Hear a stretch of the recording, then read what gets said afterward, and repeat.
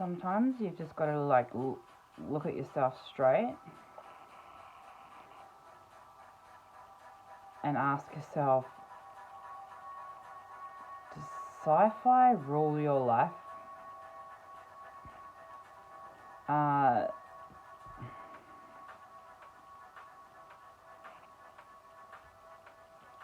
To a certain degree, yes. But a kind of sci-fi subgenre kind of mysticism mixed with sci-fi.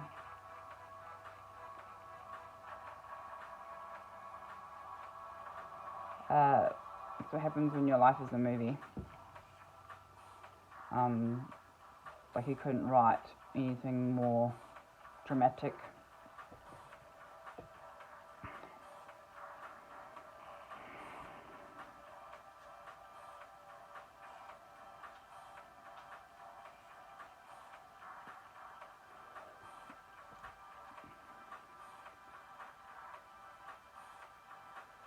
When life becomes like a fucking action film 1 minute and a fucking tragedy the next, and a mystery 1 week, a quest another.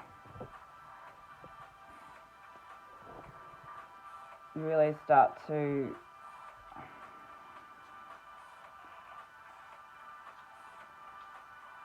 become enraptured by things that you can't touch or see, but you feel them.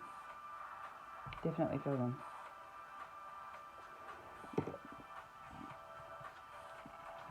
That could be the essence of where feeling comes from.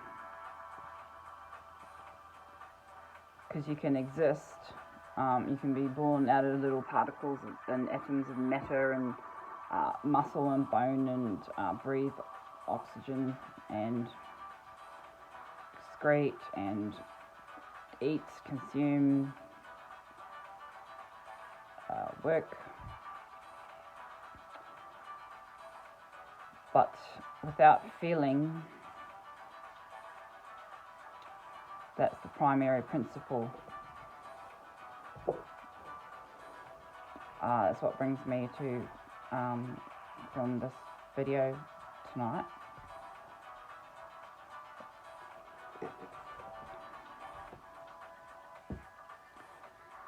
Art imitates life. Life can follow art. Art, in this context, being used to label, I don't know, sci-fi writers, Jules Verne, Orwell,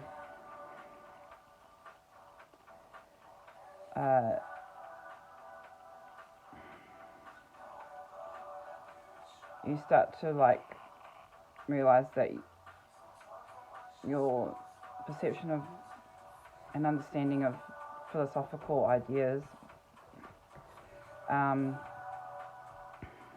is never in a fixed state.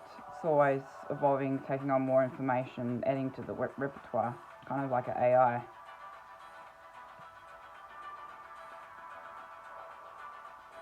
It's a kind of alchemy of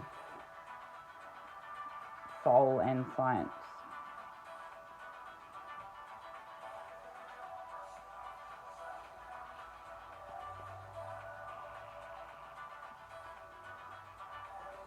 The hero's journey is a lonely journey, filled with lots of intrigue and tragedy and drama and sacrifice and wars and battles and losses, and lots of interesting characters in all shapes and sizes, each with a lesson to learn, because we love the lessons.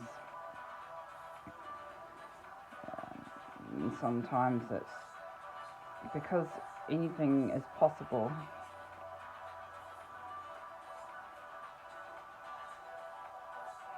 Everything is kind of not in a fixed state. not tangible, unattainable in some ways.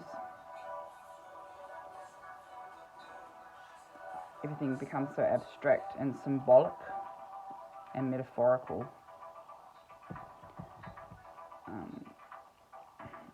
And you find you've kind of found a sort of secret, hidden door in the maze, not often sought after or found, often overlooked. You open the door and it's dark inside and it's a bit musty. There's a presence through that door, presence that invites you to take a bite out of the darker route that some may take. Some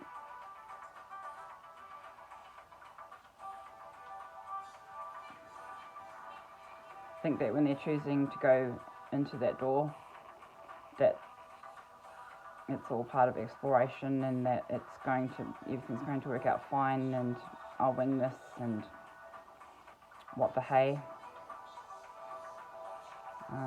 Where's the torch? Keep up.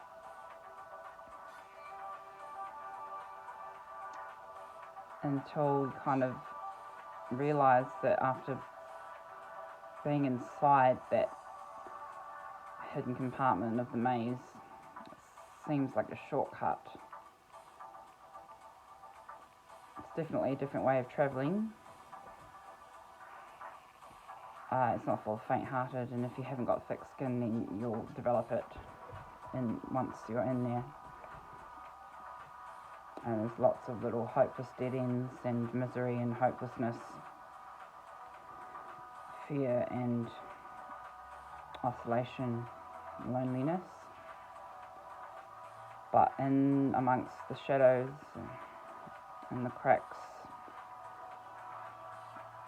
underneath the dust,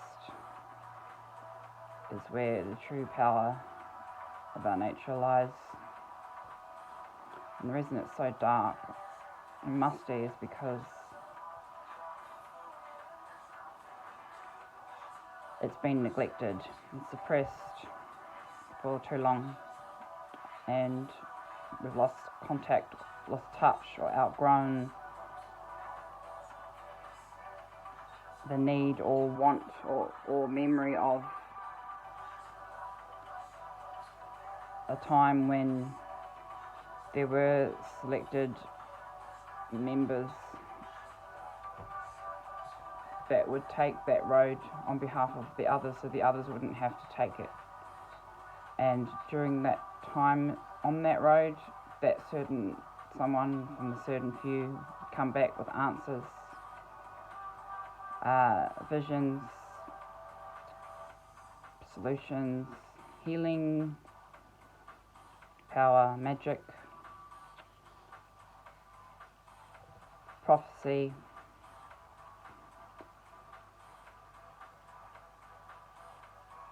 and without those guides to go down those roads, to shed light on matters that we would rather not contemplate or digest,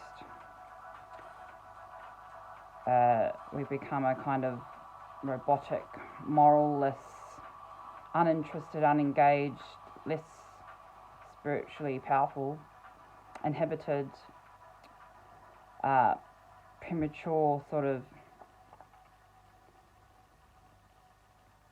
lost society.